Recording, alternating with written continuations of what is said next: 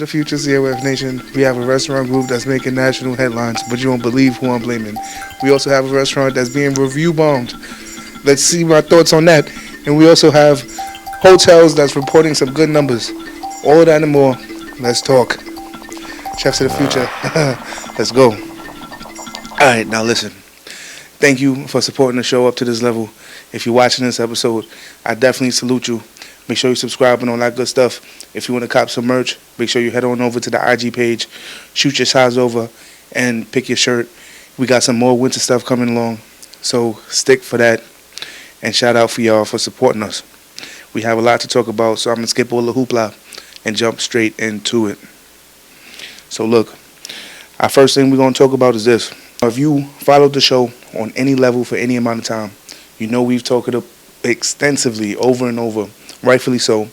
After the pandemic was starting to subside and we started getting some remnants of life trickle back into our daily routine, we was like, hey, what's going to be the consumer confidence? One, going to restaurants.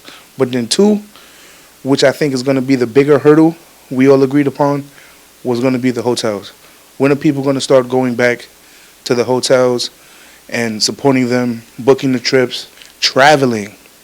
You know, we have hard enough time convincing people to get vaccinated. Now to say, look, the only way you're going to be able to travel is to get vaccinated, making it like a double hurdle. Now people that sell plane discounts now have to become doctors and tell you what's good for your health and convince you of that. But you know, that was conversations that we had months ago. Now, as we approach today, we have some hopeful news that I've been dying to share with y'all. I've been waiting for stories to start coming in, and they're seemingly on their way. So we have some local hotels. When I mean local, I mean Jersey, in the tri-state area at least. So we have Jersey hotels that are reporting some good numbers for this still being a pandemic, but their numbers are actually reporting better than what was forecasted. So let's jump into that. Now the first article is going to be from Newark Advocate. Now Newark Advocate, I always tell you to check your sources, and we always encourage you to go on over and do your own due diligence and check the stories yourself. And they're always great articles that I suggest y'all and that I bring forth to y'all here on the show. So with reading a little bit of it. So Licking County, 3% lodging tax, which brings about $390,000 annually to explore Licking County, collected just $261,000 in 2020.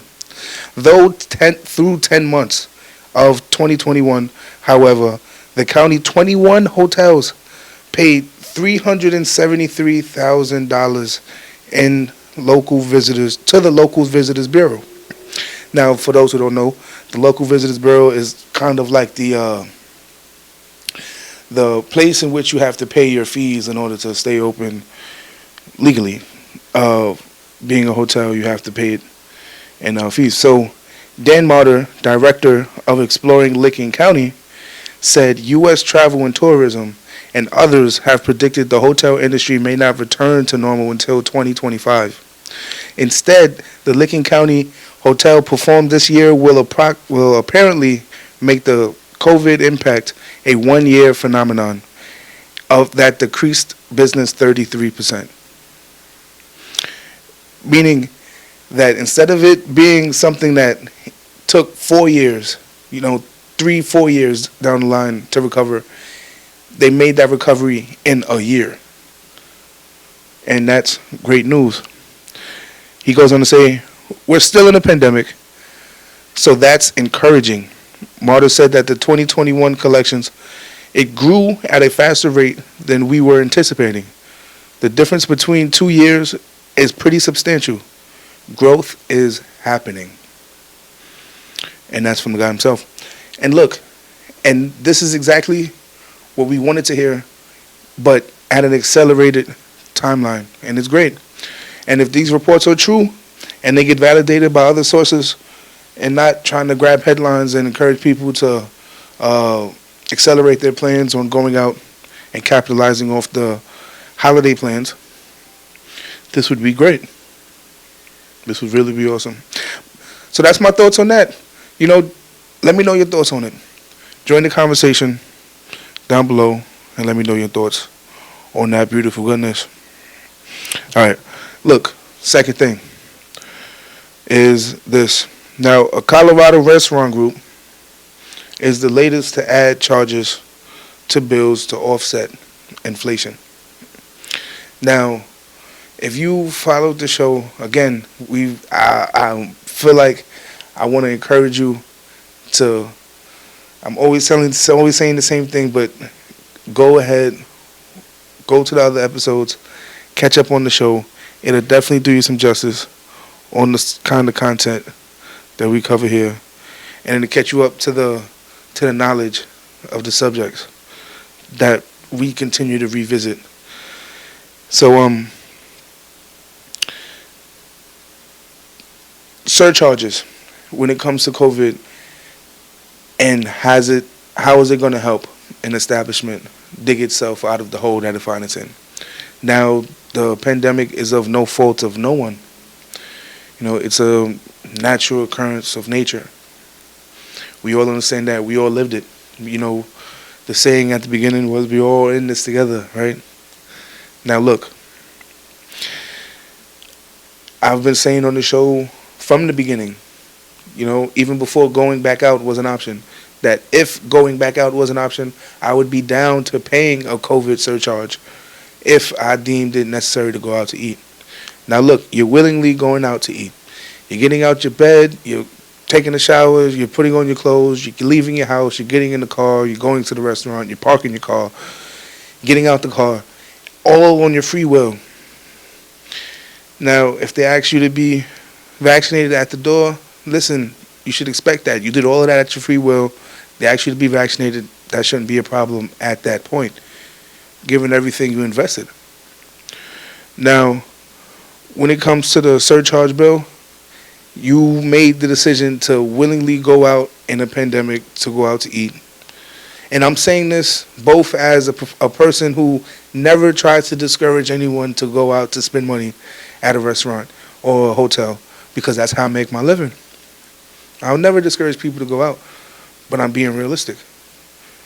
If I don't tell the truth, if I don't say what's on my mind completely and wholeheartedly, I'm doing y'all a disjustice, and I might as well cut the camera off now. But look, so I've always been down for it. But with that being said, I've always said it shouldn't never be a first choice for an establishment to say, we're going to charge the guests, we're going to charge the guests.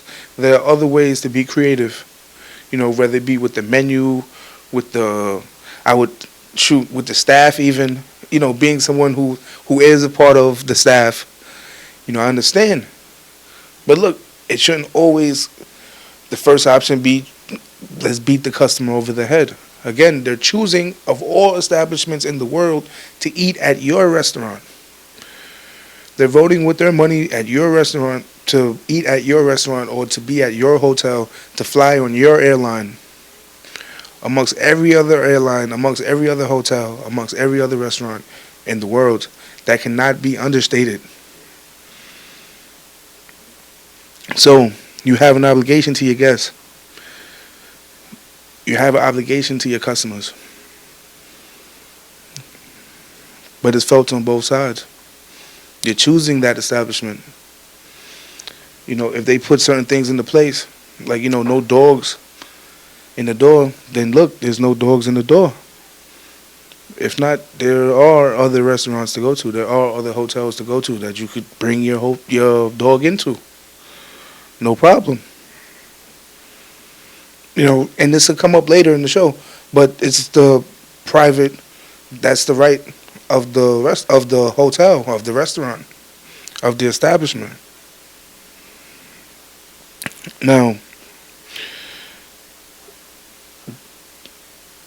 when it comes to the importance, right, of this story right here, you have this is a congregation, right, an umbrella of restaurants that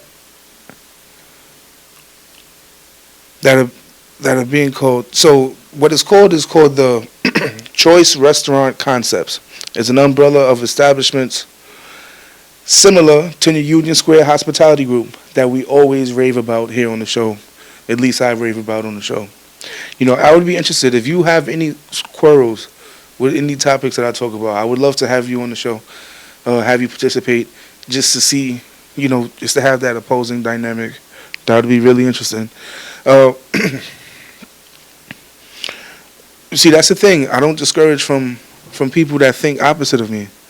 That if you think opposite of me, if anything, that draws me more to you, because I want to understand fundamentally why you feel the way you feel and compare it to the way I feel, because it may point out some faults in where I feel like and where I'm thinking wrong, or it may just reinforce me in why I feel the way I feel and give me confidence moving forward.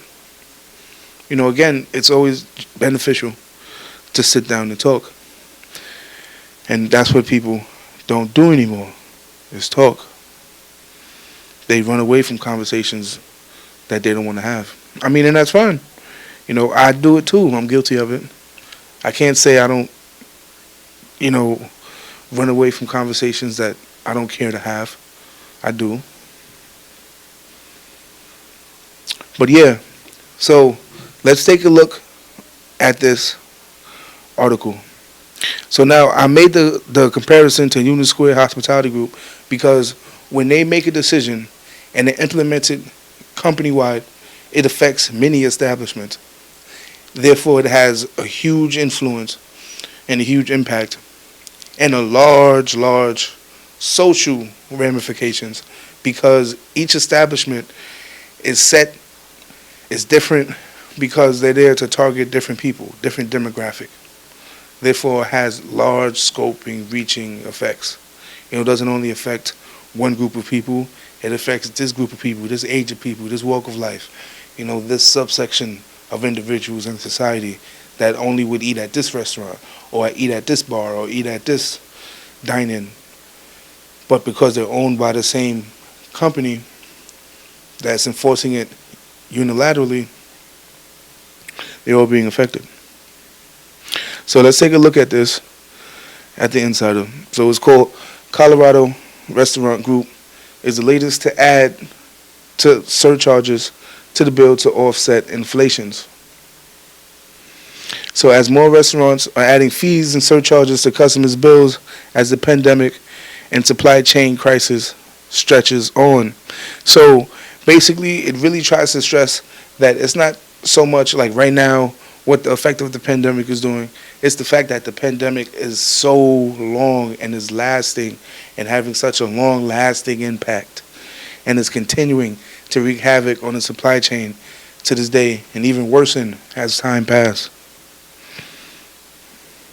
So, just to read the beginnings of it, as the coronavirus pandemic stretches on, more restaurants are adding surcharges and fees at the bottoms of their bills, passing the rising costs to customers when dining out. Typically, restaurateurs get their income from pre-tax and tip meals totally, which covers the costing and operating their business. To offset additional costs such as increasing wages, adding COVID protocols, rising costs caused by the pandemic, some restaurants have been adding fees and trying to make ends meet. Now look, again, another topic we talked extensively on the show about, over the years that this has been going on, it seems. I think that's a little too many years. But this just highlights it. Are you willing to pay the fee? When this was just a theory, but this was just something that we was throwing out as an idea. Now it's being implemented and talked about seriously. Now, what they're doing here and why this caught news is because they're doing it in a way which is completely public. They're trying to be as translucent as possible and charging you up front and showing you, look, this is a COVID fee, and they make a vow, a promise to erase this COVID fee once it's all done. So this is a quote here from the restaurant chain itself. It said, rather than raising prices throughout the company, we decided to charge a 5% fee to offset the current cost differences. Choice Restaurant Concept states on their website, the reason that we choose this route was we will allow you, the consumer, to hold us accountable for when we remove it. So when they make a statement like that, right? now look, wait a minute. Now, yeah, I see that, right? Now, when they make a statement like that, that makes me think that it's not so much about adding it, but it's more about removing it. Now, of course, it's about adding it, and the financial gains that you would get from a 5% fee on everyone's bill. But also, they want to publicize the fact that they're going to take it off, and that they want the pat on the back for taking it off. Now, look, when they take it off, they should be patted on the back, but just call it for what it is. It's also like a bit of like, publicity that they want for taking it off as well. So that made me laugh. That got a little like verbalization out of me once I read that. But yeah, I won't dive too far more deep into it. Let me know your thoughts on that, and how do you feel about that in the comments, and join the conversation on that topic below. Now, the third one I want to talk about before we get up out of here, right, is this. Now, a restaurant gets review bombed, right? Gets a review bombed. Now, review bombing is not something that's new.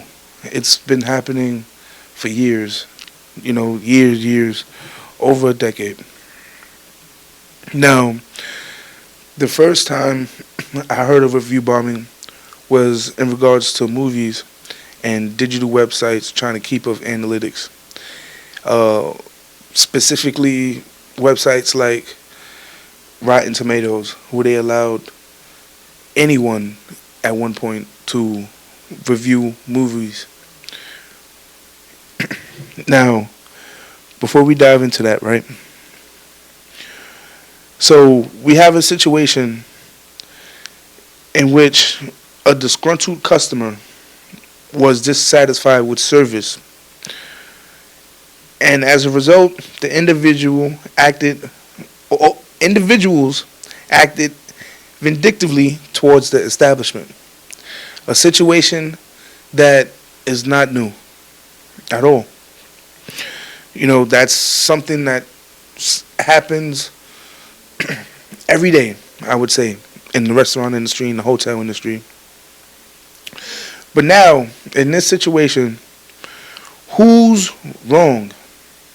Now, I may shock you when I say this, but I'll say both. Both are wrong. Both the customer is wrong and the establishment is wrong, of course. Now, let's first say, Rich, why the customer? Why the customer is wrong in this situation? Well, the customer's wrong, right? The customer's wrong because the establishment always has the right to deny service to anyone. When you had that guy, the cake master, deny the homosexual individuals wedding cake, and it made headlines because how could you deny this person service? The person has a private establishment and has the right, as an American, to deny anyone service at his establishment. It's not what's popular to say, but it's true. Do I feel like it's the right thing to do? No, he shouldn't feel that way. And also, it's business. Take the man's money. He's a paying customer. Why would you deny that? So, to the establishment, more specifically, the people on the establishments and dealing with the disgruntled customer, you're absolutely wrong and you're an idiot because you let it escalate to the point where you ask the customers to leave. Now look, put your damn head down and get your job done. You have an establishment. Look, a restaurant industry, right? My God, the restaurant industry, which is, for some, uh, in some ways, sexually driven in regards to waiters and waitress and the revenue they bring towards the places they work at. You have waitress that get hit on all day and still expect to be professional and get their job done and do it with a smile. And they're expected to do that from the establishment, from all their higher ups, and their associates, the people they work elbow to elbow with, because they endure the same kind of situation. So now, whatever you're dealing with your customer, you allow to get to a point where you ask them to leave the table and you just can't serve them food? You damn idiot. No, you're wrong. And you're wrong, you're spineless, you're a damn fool. And that's how I feel about that. You should never deny anyone's business. And of course, the customer's always right. So that's who's wrong. The customer and the establishment. But, Rich, who's to blame? Who's to blame? That's the real question. And I'm going to shock you when I say this even. Who's to blame? Well, look, who's to blame? The app makers. The online website hosts. The ones who put up the polls. Those companies, those large organizations. They're to blame. Look, this made national news only because it got review bombed by a lot of people on a public website, which should have been monitored more strictly. Now, if you have, it's a responsibility of the website host, the what was it? The eater, or what's the website hosting thing? People in the live chat, like, but yeah, and they didn't. Now, how would that be? They should have some verification process in which they're saying, look, this person actually bought something at your restaurant or had an experience at your hotel and is verified. And now, because of this verification, we'll allow you to post a review.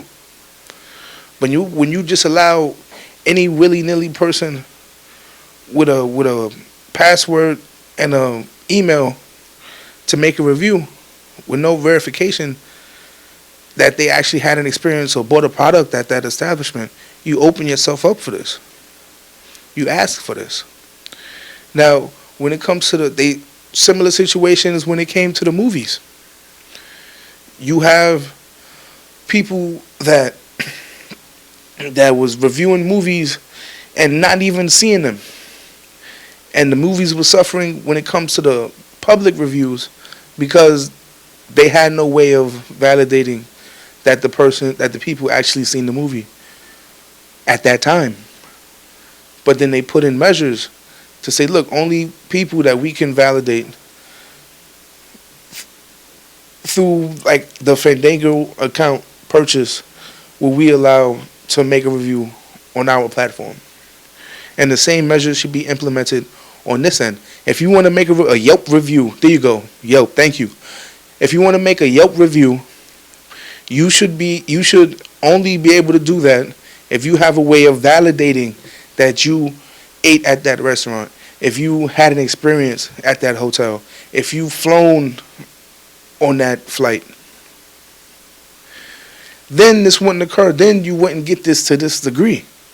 You wouldn't get the review bomb to this level. But yeah, that's who's to blame. That's why it made national news, and that's why we're talking about it here on the show. But look, it's been awesome. Look, I'm really glad that we've been able to find our stride and get to talking again. And y'all have been listening and interacting with the show. Shout out to y'all. Let me know your thoughts on this. All of this and more down below. And look, it's been awesome talking to y'all. We're going to have some more guests here on the show shortly. And all of that being said, I'm Rich and I'm out.